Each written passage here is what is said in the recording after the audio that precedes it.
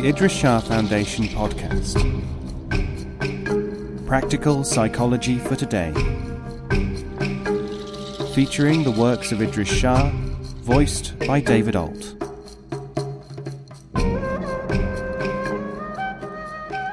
Welcome to the Idries Shah Foundation podcast. In this edition of the podcast, we will hear selections from the exploits of the Incomparable Mulla Nasrudin by Idries Shah. This audio has been made available by the Idries Shah Foundation. The Sermon of Nasrudin. One day, the villagers thought that they would play a joke on Nasrudin. As he was supposed to be a holy man of some indefinable sort, they went to him and asked him to preach a sermon in their mosque. He agreed.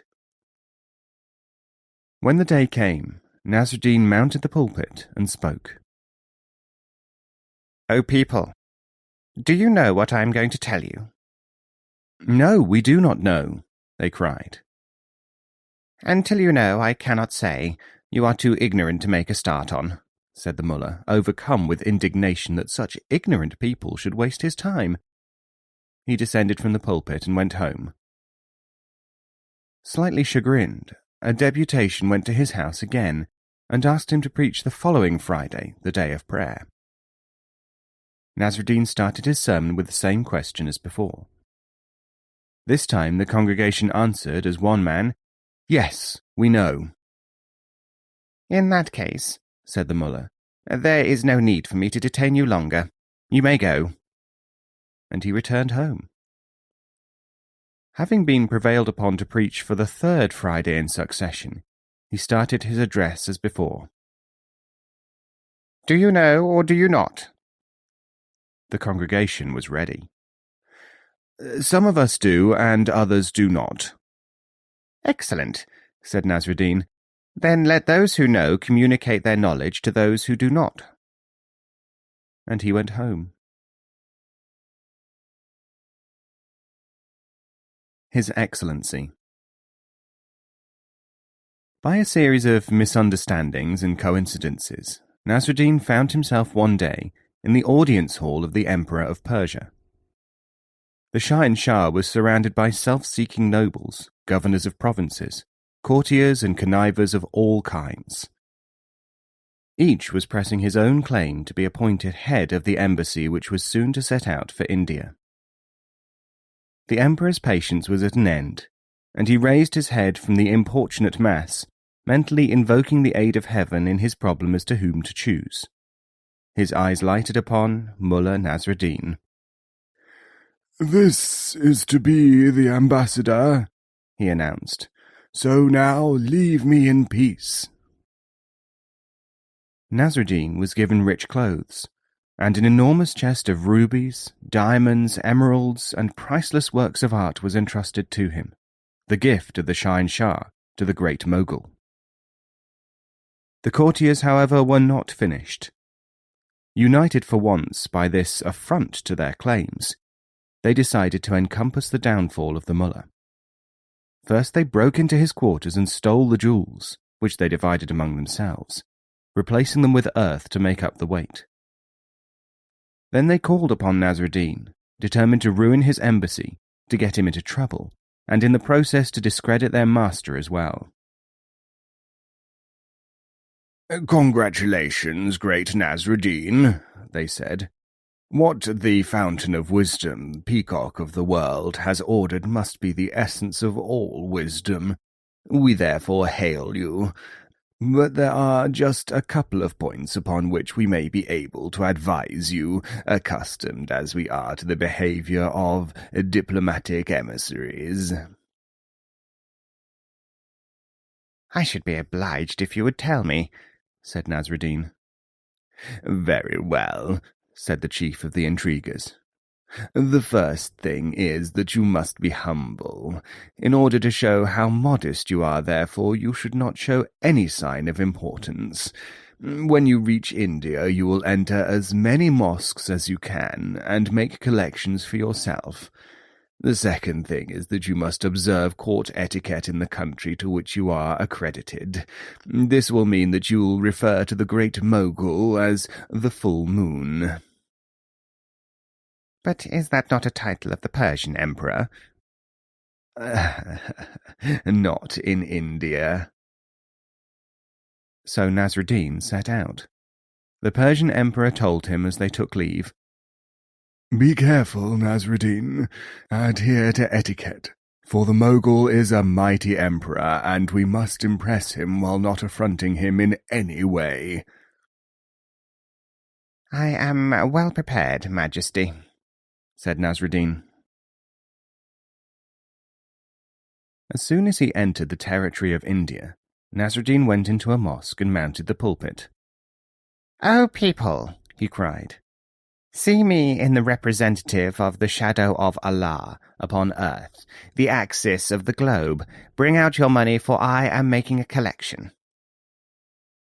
This he repeated in every mosque he could find, all the way from Baluchistan to Imperial Delhi. He collected a great deal of money. "Do with it," the councillors had said, "what you will, for it is the product of intuitive growth and bestowal, and as such its use will create its own demand." All that they wanted to happen was for the mullah to be exposed to ridicule for collecting money in this shameless manner. "The holy must live from their holiness," roared Nasrudin at mosque after mosque. "I give no account, nor do I expect any.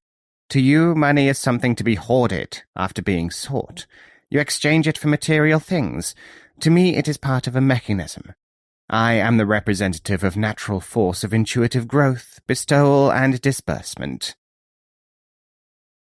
Now, as we all know, good often proceeds from apparent evil, and the reverse. Those who thought that Nasrudin was lining his own pockets did not contribute. For some reason, their affairs did not prosper. Those who were considered credulous and gave their money became, in a mysterious way, enriched. But to return to our story.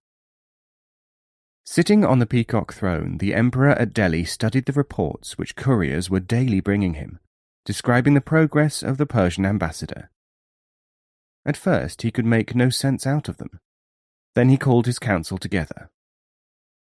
"Gentlemen," he said, "this Nasrudin must indeed be a saint or a divinely guided one. Whoever heard of anyone else violating the principle that one does not seek money without a plausible reason, lest a wrong interpretation be placed upon one's motives?" "May your shadow never grow less," they replied. "O infinite extension of all wisdom, we agree. If there are men like this in Persia, we must beware, for their moral ascendancy over our materialistic outlook is plain." Then a runner arrived from Persia, with a secret letter in which the Mogul spies at the imperial court reported, "Mulla Nasrudin is a man of no consequence in Persia. He was chosen absolutely at random to be ambassador. We cannot fathom the reason for the Shah not being more selective." The Mogul called his council together. "Incomparable birds of paradise," he told them, "a thought has manifested itself to me. The Persian emperor has chosen a man at random to represent his whole nation. This may mean that he is so confident of the consistent quality of his people that, for him, anyone at all is qualified to undertake the delicate task of ambassador to the sublime court of Delhi. This indicates the degree of perfection attained, the amazingly infallible intuitive powers cultivated among them. We must reconsider our desire to invade Persia, for such a people could easily engulf our arms. Their society is organized on a different basis from our own." "You are right, superlative warrior on the frontiers," cried the Indian nobles.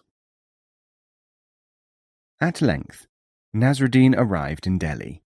He was riding his old donkey, and was followed by his escort, weighed down by the sacks of money which he had collected in the mosques. The treasure chest was mounted on an elephant, such was its size and weight. Nasrudin was met by the master of ceremonies at the gate of Delhi. The emperor was seated with his nobles in an immense courtyard, the reception hall of the ambassadors. This had been so arranged that the entrance was low.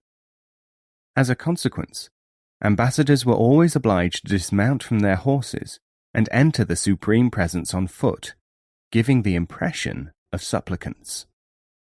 Only an equal could ride into the presence of an emperor.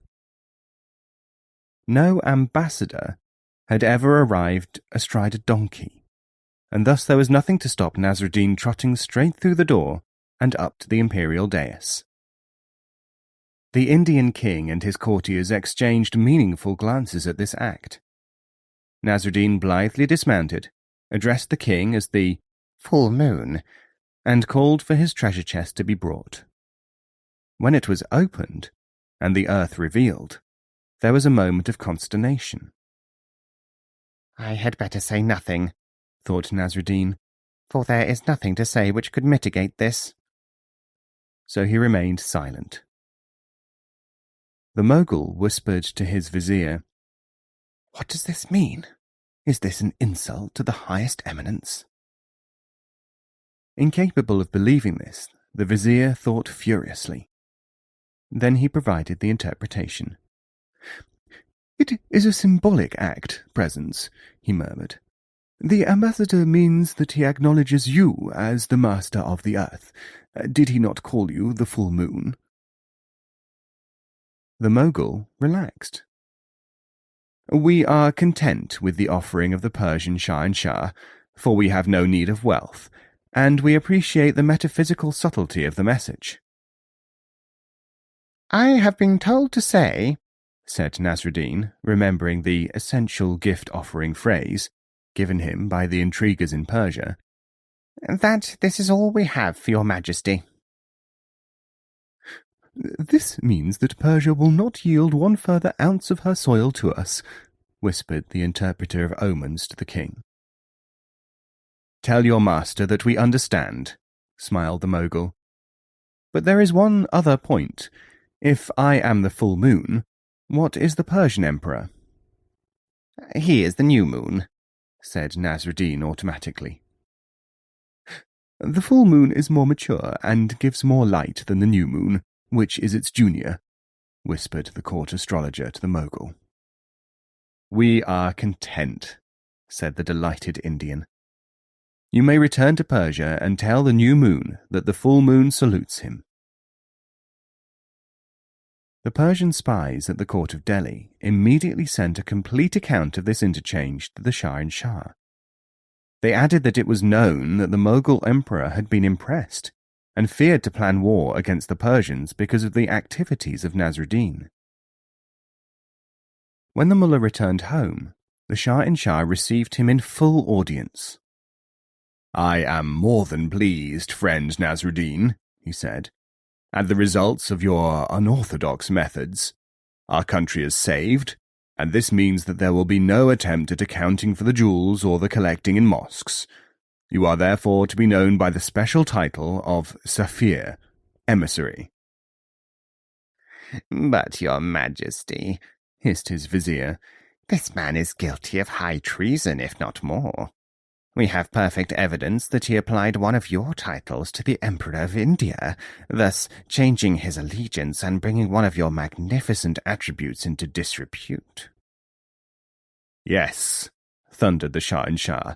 "The sages have said wisely that to every perfection there is an imperfection. Nasrudin, why did you call me the new moon?" "I don't know about protocol," said Nasrudin, "but I do know that the full moon is about to wane, and the new moon is still growing, with its greatest glories ahead of it." The emperor's mood changed. "Seize Anwar, the Grand Vizier," he roared.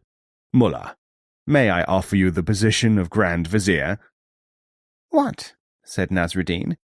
"Could I accept after seeing with my own eyes what happened to my predecessor?" And what happened to the jewels and treasures which the evil courtiers had usurped from the treasure chest? That is another story. As the incomparable Nasrudin said, Only children and the stupid seek cause and effect in the same story.